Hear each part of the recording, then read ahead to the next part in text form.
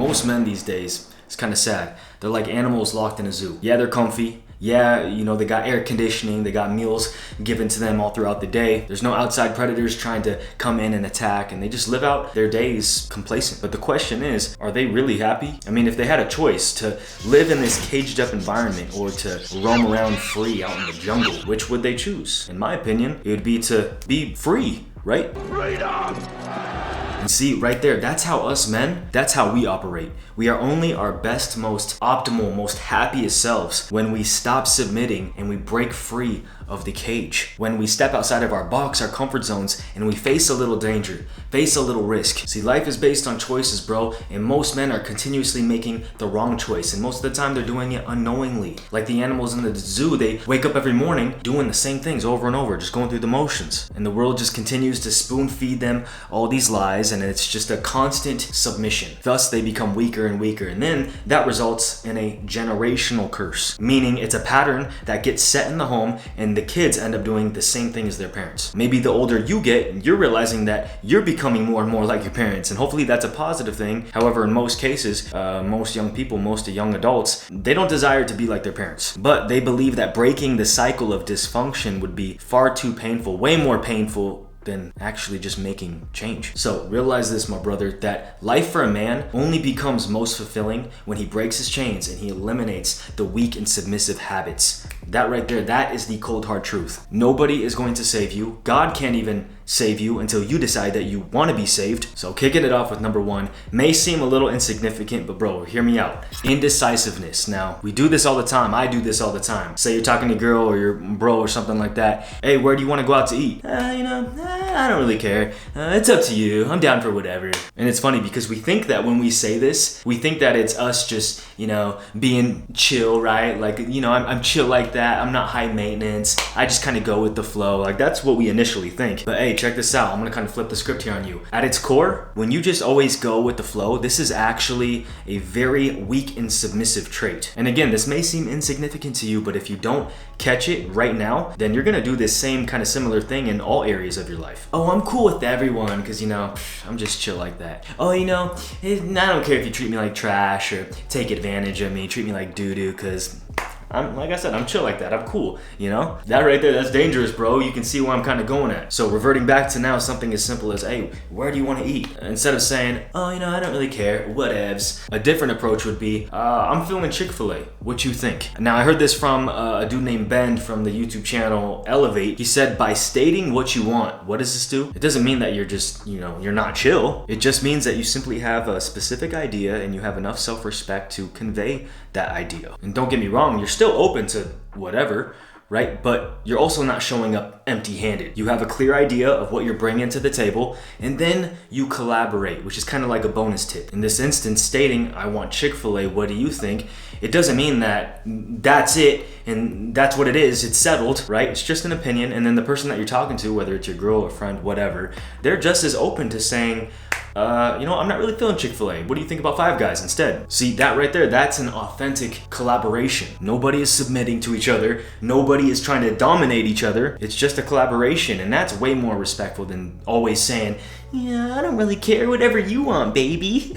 Obviously, you can see how that's just straight weasel vibes. Number two, self-toxicity. Now, there's so many times, bro, I do this. I'm not even aware that I do this. Your speech, your thoughts, the monologue that you constantly replay over and over again in your head. Most of us, if we're just being honest, we've become enemies in our own skin. Self-hating, self-loathing. You know what those things are actually most similar to? Self-worship. Just like self-worship, when you constantly feed yourself with negative thoughts all the time, you'll literally go to whatever lengths, you'll betray anyone and anything just to keep it, just to preserve it. For instance, there's a young man in our Discord right now. No matter how many times we tell this guy how great of a guy he is, how good looking he is, how sharp he looks. I mean, literally, this guy, he's handsome, he's got a nice physique, he's got nice hairstyle. Yet anytime one of us tells him these things, what does he do? He says, oh, that's all just lies. You're just telling me that so that way I feel better about myself. And it's like, no, bro, if you were really ugly, if you really were fat and out of shape, and if you really had a problem or issue, we would tell you. And we would tell you that, hey, you need to lose some weight, bro, because we actually love you that much that we tell you what you need to hear, not just what you want to hear. But again, it's so easy to look at somebody like this and be like, bro,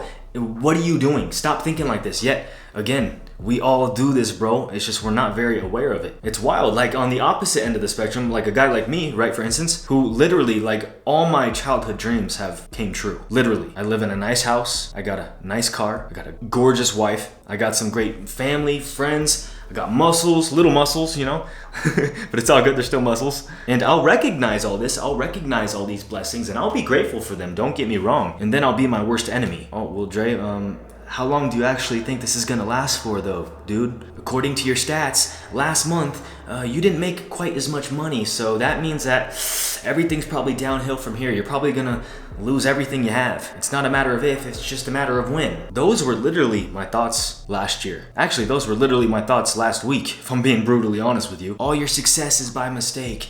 All good things come to an end. That right there, I don't know, man. I heard that when I was younger, all good things come to an end. And for some reason, that quote freaked me out so bad, and it's kind of just stuck with me, and I'm trying to get rid of it. I'm trying to remove that quote out of my mind, but it always seems to percolate its way through, and I hate it. That right there is the most stupidest quote of all time, and I have to constantly tell myself to snap out of it, talk back to it. See, bro, like you and I both, we gotta rage war against these thoughts. Our mind is our kingdom, and we need to stop helping our enemy defeat our own kingdom. Number 3, lacking resilience. It's mind-boggling how many men quit after just even one failure. That self-toxicity comes in. Oh, I guess I'm just not cut out for this. It's like, what? And actually, just to be real with you guys, and I don't mean this like in a cocky way whatsoever, but this is actually one thing that I'm really actually good at. When it comes to resilience, I don't really have a lack in this department. You know, I'm the type of guy who will fall down 7 times, but hey, I promise you, watch me, I'll rise an 8th. I think I've just really grasped the concept that pain, it's a useful tool and it's meant to be used over and over again. And so when a man is resilient, when he keeps pushing through,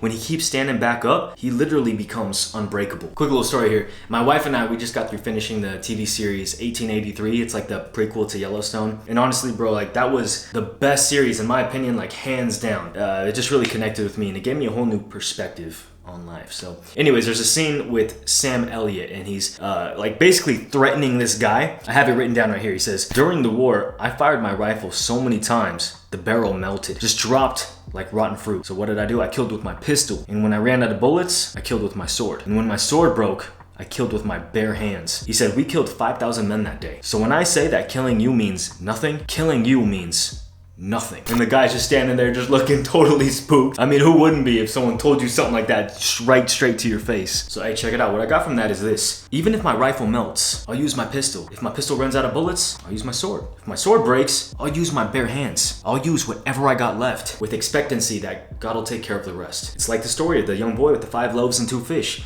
He didn't have much, but what did he do? He gave what he had to Jesus. And what did Christ do? He multiplied it. See, hey, look, God can't use a man who has no resilience, who lacks fortitude. So hey, you become a Proverbs 24:16 type of man, you bet your bottom dollar he's gonna use you. And check this out, bro. I actually want to stop this video right now because while I'm recording this, I'm actually watching the Lakers Game 6 playoff game right now. And it's just wild. I'm watching this guy named Austin Reeves. Just right now, he hit this half-court shot. 5 seconds to go, throws it from half court, and he drains it, bro. And it's wild because they just interviewed him after, right here. And this goes along perfectly with my video right now. And I didn't know this about him. They said that he went undrafted. Meaning, when the draft happens every year, he didn't even get selected by a single team. Imagine how he probably felt in that moment, with his family all around him. Imagine how he felt when they didn't call his name. He probably felt like giving up. But what did he do? He kept on pushing through. He kept on fighting. He kept on hustling. And now he's, I believe, one of the starting 5 on the Lakers right now, making $1.2 million a year. Number 4, lacking awareness. A man who isn't aware is distracted. Basically meaning we're only really aware of what's going on or we're distracted by what's going on. In order to improve on any of these things that we talked about in today's video, you must first be aware of them. It's like the animals in the zoo, going back and retracing our steps back to that. Are you aware of your environment? Are you even aware that you're caged up? Are you aware that you literally have the power to break through that cage? Awareness is everything, bro. And the sad reality is that most of us men are we're just not aware. Most of the time, we're just constantly distracted, and that's right where society wants us. Think about it. The more distracted we are, the more we desire to be distracted. We actually like it. That's how companies get us to buy their products, because they know that we like to be distracted. We desire it. We don't like to face our problems. We like to escape. We like to escape to TV, to entertainment, video games, prawn. So all in all, the more that we aren't aware, the more we actually become consumers. Think about this. The next time that you sit down to have your next meal, are you eating that meal to actually nourish your body, or are you just ready to indulge, binge, and just seek pleasure? Or how about the next time you log on to social media? Are you doing it to actually communicate or to actually build up your business? Or are you doing it just to mindlessly scroll and spike that dopamine? And this kind of leads me into number 5, overstimulation. Now, I know we've kind of talked about this before many times here on the channel, but I wanted to share with you something that kind of blew my mind, that gave me a new perspective on things. Did you know that 100 years ago, the dopamine spike that a man would get from watching a girl play piano was equivalent to the modern day child, the modern day young man who was just mindlessly scrolling away on TikTok, watching prank videos, who's just staying up till 5 o'clock in the morning playing video games. Same dopamine levels, bro. And I don't know if this is total BS or if it's just bro science, but it makes sense to me. When you watch that show, 1883, it's wild because the people back then, they would get so much joy and so much stimulation from things that today we would call dumb or stupid or boring or just insignificant, right? I mean, think about that. Just being in the presence of a woman back then, just that alone was pure bliss. These days, we consider it a big fat L if we don't get in her pants by the end of the night. This isn't normal, bro.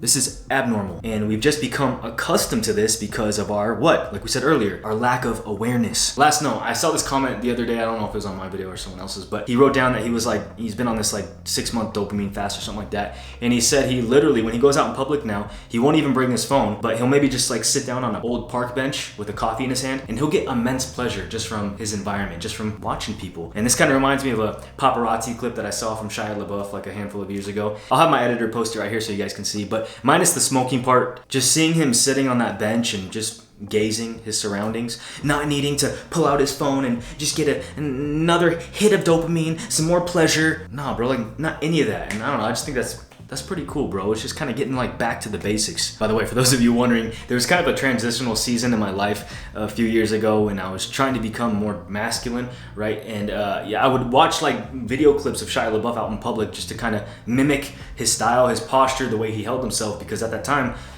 there was no like masculine dudes on the internet. Everybody was feminine. Even like all the alpha guys, you would watch their videos and they'd say things like, oh, you know, just stand up taller and have a wider stance, keep your chin up. And it's like, bro, it's just all BS, bro. Oh, don't cross your arms ever. That's, you know, it shows that you're insecure. Wow, bro. Anyways, I actually have a whole like 20-minute module in my masculine masterclass about all that and what men should actually do instead, because all this advice you hear on the internet about how you hold your posture and stuff like in a masculine way is all just BS. So I'll link that down below just in case if you want to check that out. The Masculine Masterclass is like a 5-hour class. Actually, now it's like a 6-hour class course because I keep adding to it, you know. It might even be up to 7 hours now. But anyways, I'll link that down below for you. If you enjoyed today's video, please give it a nice big thumbs up. Hit that notifications button to be informed when I drop a new video. And check out this one right here. It's powerful. It'll take your life to that next level. And I'll catch you on the next one. Peace always.